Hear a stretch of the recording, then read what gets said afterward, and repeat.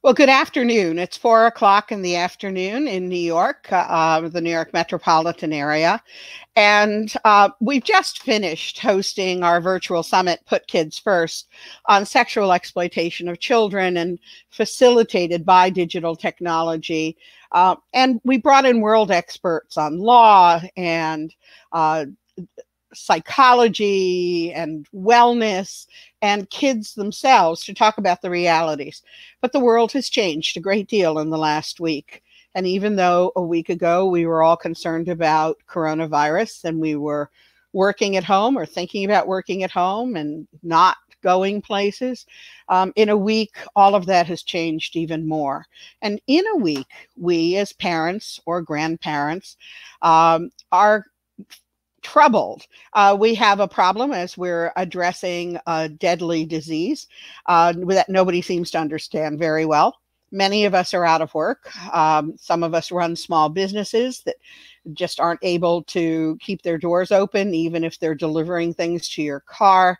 A lot of us who run charities are recognizing that our sponsors are drying up as they try to survive during this difficult time. And in addition to working from home, we are parenting from home, and our kids are home with us a lot more than we've experienced in recent years. And on top of that, we're expected to help teach them through virtual classrooms and other systems that sometimes work and often don't. Add to that the challenge of dealing with a special needs child or a complex child, as my guests will be explaining to you. And we're lucky to be sitting up straight. So I brought them in because I want you to talk to some leading parent coaches who understand difficulties of raising children under good times. And now we'll be able to share what we need to know to help raise them during challenging times. Elaine they're both in Atlanta. Elaine is a parenting coach. She has 1,000,000 degrees and written tons of books, and I've linked to her LinkedIn profile. So if you're watching this on LinkedIn Live, I suggest you read it because it'll take the whole half hour for me to tell you about her. And I have Diane, and Diane has a list of credentials just as long as Elaine's. I think they copied from each other. And we were going to line them up for our summit and last week, and we just had problems getting all of the slots available for all the people from around the world that I wanted you to talk to. And we thought that this timing was even better. So, ladies, I'm going to ask you to introduce yourselves and put in some of those qualifications so people understand why you're so special. And then let's talk a little bit about parenting in challenging times. Thank you, Perry. We are so glad to be here having this conversation. And we're coaches, so we're firm believers that whenever it's happening is just the right time. So we're clear and confident that this is the right time to be having this conversation. As I was saying to you earlier, I think parents are just beginning to wake up to the reality we're all in. Let me introduce myself. I'm Elaine Taylor-Klaus, and I am a certified coach, professional coach, and I work with parents of complex kids, as you say. And what I'm realizing now is we also work with parents of kids in complex times, and that seems to be what we're dealing with right now.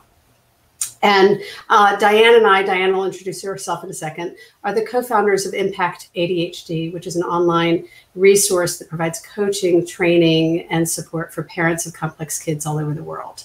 And everything we do is online and on the phone because we discovered a long time ago that there were a lot of resources out there for kids, and there just wasn't enough out there to support and guide parents as we're trying to navigate these choppy waters of raising complex kids. Diane, what would you add? Well, what I would just say is from a background perspective, both Elaine and I have backgrounds kind of in the public support, public health background and healthcare. And, we came to this from different directions as moms and as professionals. But ultimately what we found was that when we became coaches, that we really were able to change the dynamic in our family environment. And we're all about teaching those tools and helping parents do the same thing. And one thing I would just say, Elaine, because you used that term complex and Perry did too. And we know that our company's name is Impact ADHD. But when we say complex, we're talking about kids who have anxiety or depression or learning differences or ADHD. Or ASD. The kids who struggle with life or learning. is the way I like to synopsize it, right? Kids who are struggling to hit those typical milestones that their peers may be hitting. What were you going to say, Di? No, so that's it. And so we came, as you said, we came to this from different directions, but ultimately what we are focused on is helping parents to really change their way of parenting. What we found is that those typical methods of parenting don't work with kids who are complex in the same way. And particularly in complex times, all those tools that we lean on as parents may not be as easy to do when we're kind of stuck at home together or dealing with real scary stuff or real complicated stuff. Yeah. Well, there's a meme that's been going around that has a mom with little drink boxes, and she said, "Who wants a drink?" And she takes a little drink box and she gives it to one child, and then shakes another drink box and gives it to the other child, and then she takes out a giant box of wine and puts a straw in it for herself. So it's grape juice, right? Yeah, it's like juice. It's a box and it's drinkable, and I think that the stress that we as parents are feeling is something we have to address, because we can't help our children through this unless we can get through this. So what do we do other than turning to that giant wine box? So, there's so many places to go with that. I want to say, full disclosure, I made the decision at the beginning of this not to drink my way through it. I actually made a conscious call to not drink, at least for the first couple of weeks, just so that I knew I could be present to it, because that habitual tendency to sort of lighten the load or relieve the pressure is real for a lot of us.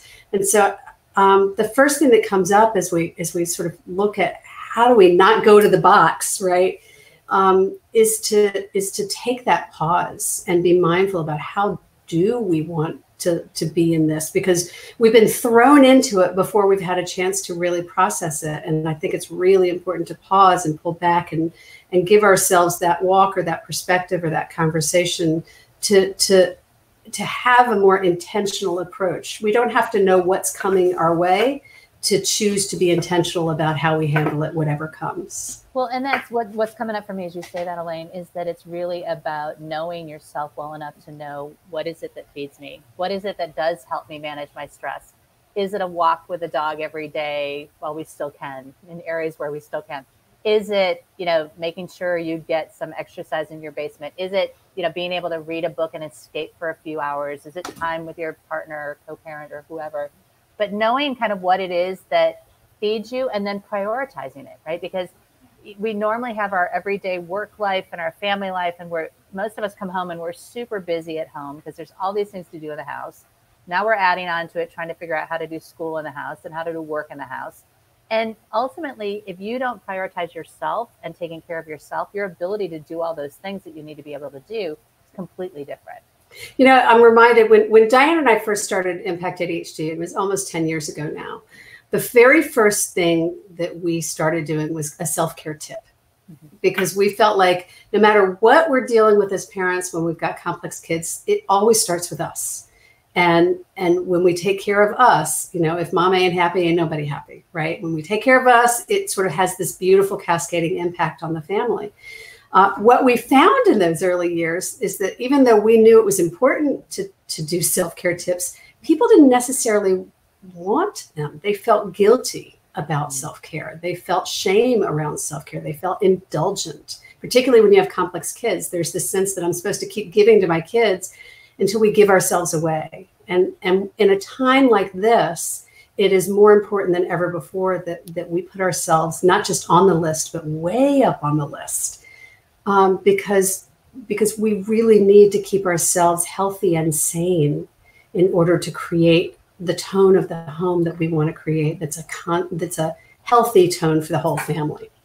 They always tell you that when you're on a plane, if there's a need for oxygen, you're supposed to put it on yourself before you put it on your kids. And I understand that. I'm one of those people who would put it on everybody on the plane and then lie dying on the ground. But me too. But you don't do much good for anybody when you're like that. Yeah, if you're lying on the ground, you can't help. And I understand that. So we're all dealing with the lack of skills and lack of coping mechanisms that we typically use, because a lot of the things we like, maybe you go to your club and you swim a lot, or you run outside, or you cook a lot for friends. A lot of these things that we do for self-help aren't available to us. And, you know, the first thing I did was I turned to Amazon. And I was shopping for all these things I didn't need on Amazon. We were out of toilet paper, but I was on Amazon all the time looking for some crazy new contraption. Right. And then I realized that wasn't a good idea, because income, of course, drops during this time. So I went to chocolate. Luckily, I stockpile all kinds of things in my house. When you travel as much as I do, you need to come home to things. So that helped, but it's not working. And so I think many of us need to figure out how to be well enough. And we talked about some of those things and how not to feel guilty about doing that. Right. But now schools are bringing virtual classrooms in. So sometimes the virtual classrooms arrive. Maybe you have children and you're not connected. You don't have the money for data plans. You don't have devices that are capable of rich data streaming for classrooms. You might not have the digital literacy that many of us do. So you're supposed to now teach your child while you're working, while you're trying to be good to yourself, while you're trying to feed your family. Well, we have a mom in one of our coaching groups who the school just canceled. They just said there's not enough people in our community that have resources, that have the technology, and they've just called the school for the year. And I mean, it's kind of a shocking realization, but on the one hand, on the other hand, it really gives her permission and license to not try to fit into somebody else's mold, and to actually decide, what do I want my kid to learn? What does he want to learn? How do I want to turn, cooking dinner into a teaching activity? And really, it's taken, what I'm hearing from some parents is it's taking the pressure off and really giving them permission to just be with their family. Well, and what's coming up, Elaine, is that, and I'm going to take us back to the conversation about stress for a second. A big part of stress is the way we look and see at things. It's our reaction. It's the expectations. It's the expectations, right? It's this sort of thing. It's like, if I'm freaking out because I want to make sure my kids still get an education, or the perfect education, or that I don't lose my job, or if I'm, it's that sort of, it's how we look at it is what causes the stress. It's not the situation. It's not the pandemic. It's not the school closing. It's really how we see it. And if we can, and I know this sounds a little Pollyanna, and I'll preface that, but it's a sort of, if we can shift to focus on the opportunities, focus on the fact that this is a great opportunity to connect as a family, reconnect, reset. We talk about resetting all the time. But if you can focus on what's good about it, or what's, instead of the fear and the scary stuff, it's going to keep your energy up. And that alone will change your stress level completely. Well, so, I agree with you, but we need to, be well, and our aged parents or people we care about need to be well. That's a primary issue. And we need to be able to feed our families. A lot of people are out of work entirely and are looking at mortgages or rent, or electric bills that need to be paid, or food that needs to be purchased. So that's a stress that, looking at this in a good way, won't get us past. So we have to deal with that. But good things are great. And so we were talking about doing dog parades. Take your dog, put them in your car, and drive around town. The kids will tell you who wants to see them, and the dogs can bark at them through the windows. And that's something you can do. And I'm talking to Campbell's Soup and a few others about cooking at home and those things. But especially when you're dealing with complex kids who have learning disabilities, kids who have problems in a structured school environment, and who are difficult to handle, probably a better way of saying that, but when they're used to people who are professionals with them during the school day to help a child with autism communicate and calm down and going for a walk, so that they can calm down enough to learn. So, looking at this positively is good, but especially when you have a complex child that has special needs and special issues, dealing with that is hard. It is. It's really hard. And I guess what I would say is that our mindset matters. And so sometimes going from this is a disaster to this is a picnic is a too big of a stretch, right?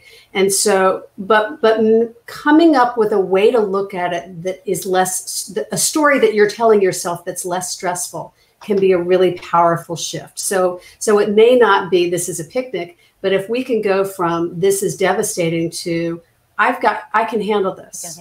Or I'm tough and I'm strong, or some message that we can tell ourselves that gives us the impetus, the power, the energy to keep pushing through. It may be an unrealistic expectation to go to the, butterflies and rainbows, but staying in that place of dire straits isn't going to help us get anything constructive done, because it's going to put us into a stress cycle, a freeze or flight that is going to prevent us from doing anything constructive to problem solve our way out of it. So, and the other piece of that, Elaine, is, and you use the words expectations, and I think that's the big piece as well, is setting realistic expectations for ourselves in this time.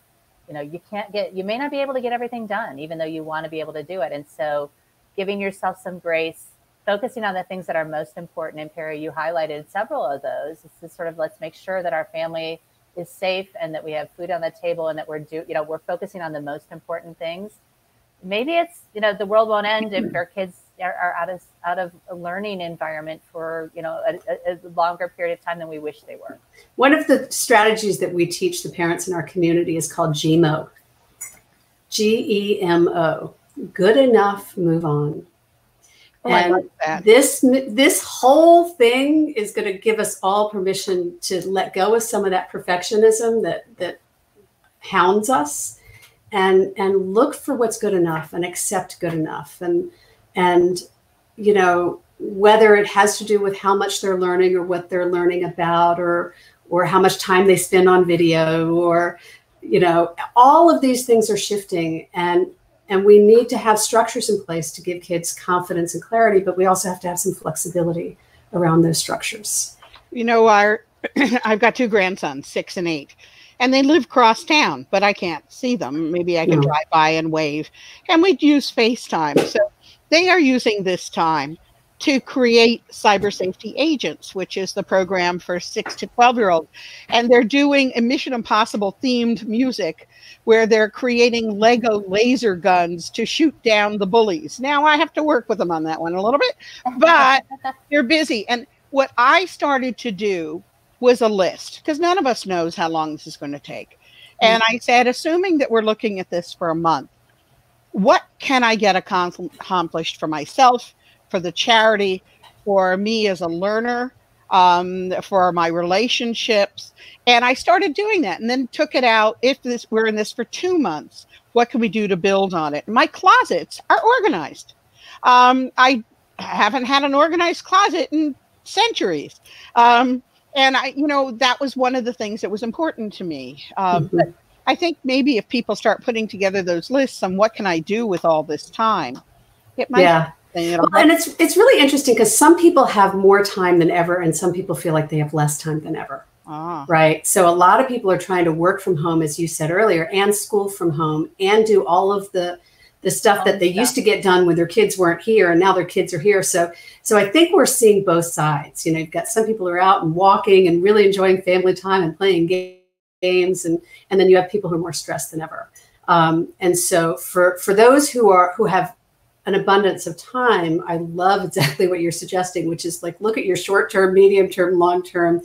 What are your buckets? What are the interviews we did this week in the Digital Sanity Summit? We talked about sort of what are the buckets. You've got your social and your educational and your family relationships. What are the things that are really important to you? Because now is a great time to get connected to what's important to you. What do you really care about? What are your values? And then what I would say is, for the people who are feeling really crunched with time, it's the same question, but the result is, what do you let go of? Right. So for some people, it's what are we adding? And for some people, it's what can go right now? What's really not important? Because for some of us, organizing our closets is the last thing we're going to be able to pay attention to in the coming months. Right. And we have to know which category we fall into at any given moment.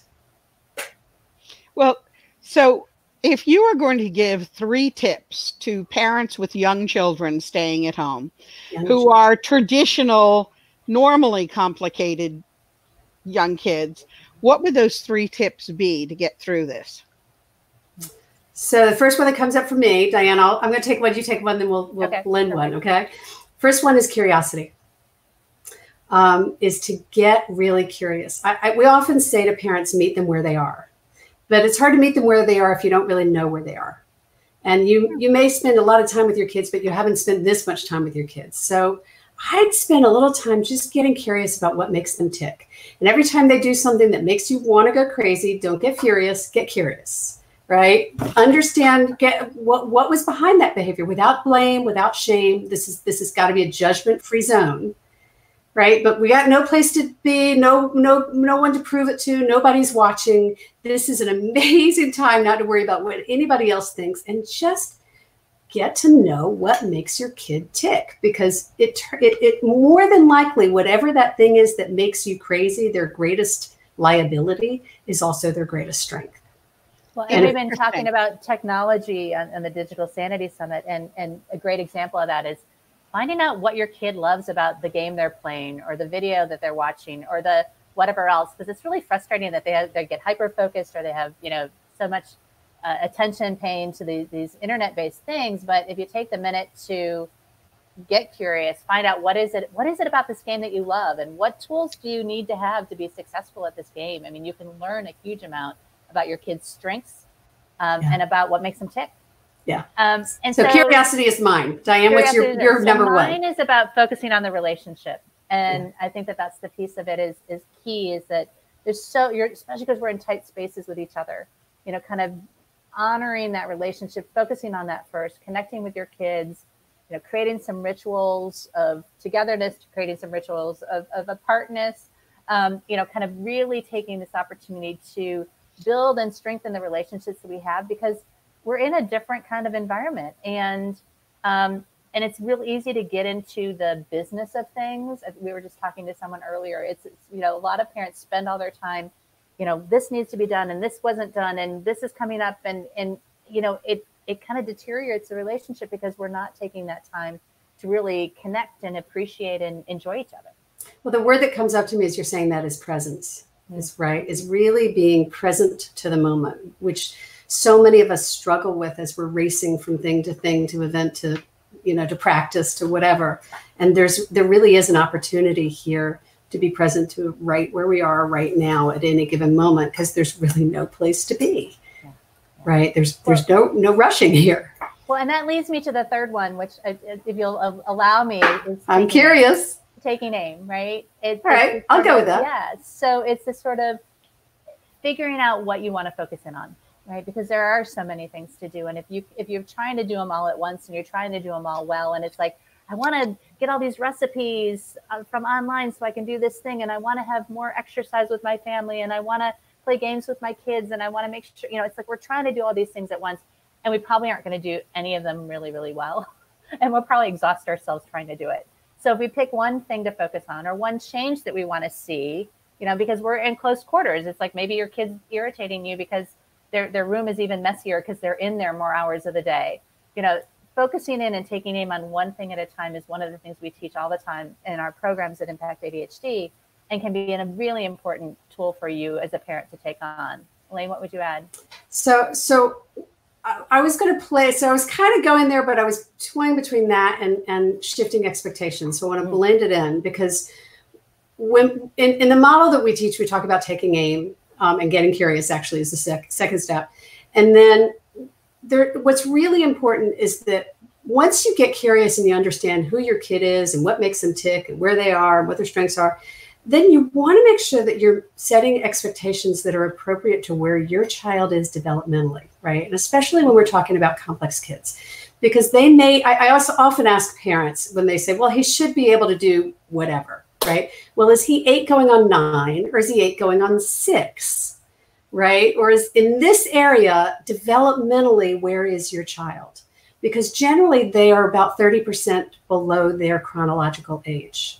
So if we can not lower our expectations, but shift them to meet our kids where they are and invite them to grow from there, we actually have some time to give them some space to catch up, because they're not racing all the time. So that's what I would add, is really shifting or setting realistic or reasonable expectations based on where our kids are developmentally, not chronologically. I love that. I come from the tech place and using it to empower as much as to protect. And one of the things we've learned that's wonderful is asking your kids to take the lead for a minute.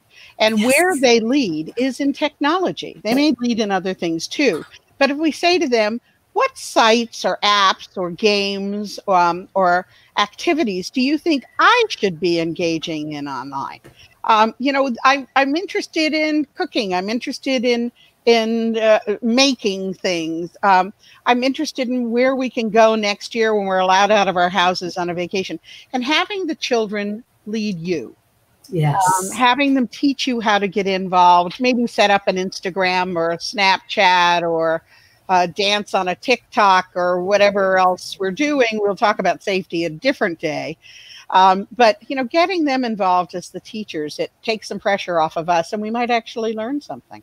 Well, the context, the container for this whole conversation, I mean, Diane and I call it the coach approach, but really the context of it is collaborative problem solving, right? This is all about how do we collaborate with our kids. I was saying in one of the summit interviews, our goal is not to become the experts on our kids.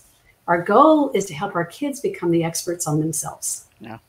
Right. And they do that when they feel an expertise. So what you're speaking to is an ideal way to give them a sense of self-confidence and self-awareness. Like, oh, I'm pretty good at this. I can teach mom something. Right. So it's really essential that we not be directing in this time, but that we often say, don't tell, ask. So this is a great time to ask questions, to just keep asking, what do you think about that? What comes up for you? What ideas do you have? Anything you can do to ask a question instead of give a direction. Now is the time to practice it and play with it. The only exception to that is watching the word why. Because we always ask, like, why did you do that? Right? It's this sort of exasperated thing. And so just know that the question that starts with why tends to put our kids on the defensive. And so there's ways to flip it. So what was it about that was important to you? Or, but just watch the questions. Two trigger words to watch out for. Why is a big one. The other one is be careful of starting a sentence with the word you. Mm-hmm. For whatever reason, it tends to put people on the defensive. So even if you're acknowledging them, the first reaction is going to be a defense. So instead of you did this or you didn't, you can use the word you. I'm not saying take it out of your vocabulary. But be cautious of how you're using it so that it feels more inclusive and more we. And the other words to watch out for are the shoulds. Should, gotta, have to, must, ought to. All of those words are compulsory words that make people feel like they're doing something wrong. So if we can stay in that place of want, interested in, those kinds of things, it really, anything we can do to keep our kids out of defense mode will contribute to our ability to collaborate with them better. Well, the other one, one more is the word but. Yeah. Oh, yeah. It's this sort of, we say, I know you want to play your game, but you've negated everything you just said. Yeah, exactly. Yeah, that's when we've heard you're supposed to use something positive, but we want to get our own point in the way we always want to get our point in. So exactly. I'm famous for that one. Now, we've talked just peripherally about your summit, your event. So why don't you tell us what it is? I'm honored to be taking part in it. And I think it's exciting. And frankly, the timing couldn't be better. It's amazing, isn't it? So we're hosting something called the Digital Sanity Summit. You can find out more about it at digitalsanitysummit.com. And I'm sure, Perry, you'll have a link for them to use. It is, so what we were hearing from our community, from parents, was one of the biggest issues that they were faced with was challenges of managing technology, particularly with complex kids, but really for all kids. And so we started reaching out to global experts on parenting and technology and asking for their input to create this summit to talk to parents just generally about parenting and tech. And then all of a sudden, here we are in the middle of a pandemic. And so some of the interviews were done before we were all sheltering at home. And then a number of the interviews were done since we've been sheltering at home, where we've been able to speak more directly to the pandemic. So the result is about 18 or so really robust, in-depth, thoughtful interviews from the leading experts in the world, on all of the different issues, cyber safety and setting limits and boundaries and how do you use video for learning and screen time and all of these different issues. And it's all packaged in 1 week, where we'll have this series of 4 or 5 interviews every day that are available for people to listen to for 24 hours for free. And there's if people know they're not going to be able to do it all week, they can get a really, really inexpensive version of it if they choose. But mostly what we're really focusing on is we want to make it available to anybody who wants it for free. If you register now, the pre-events are actually starting tomorrow. So we're really excited. We opened the exhibition hall tomorrow, so there'll be an online exhibition hall. And then at the end of the week, so there'll be all these interviews, and then at the end of the week, next Friday, we're going to do some live Q&A. We'll do a live workshop for parents on taking what they've learned and figuring out what to do with it. And then Diane and I have invited our kids to join us, and we're inviting people there to the people who are attending to bring their kids to talk to our kids and ask them questions. And so I think it'll be really a lot of fun. And so did I capture everything? It's digitalsanitysummit.com. Great. And it's a free, fascinating, fabulous series of interviews with an exhibition hall with great sponsors and speakers. And I encourage everybody to join us and share it with everybody you know. We've got lots of school systems that are now starting to share it with their communities. And we just heard from some corporations today that are sharing it with their HR departments and their communities. So, the beauty of technology is that anybody can come. All you have to do is register at digitalsanitysummit.com. I think I got the URL right. Diane, thank you very much for looking at that, what I'm scrolling down below. And I will include the link at the recorded version of our session. Great. I'll get the session video available to you so you can use it wherever you want. Thank you.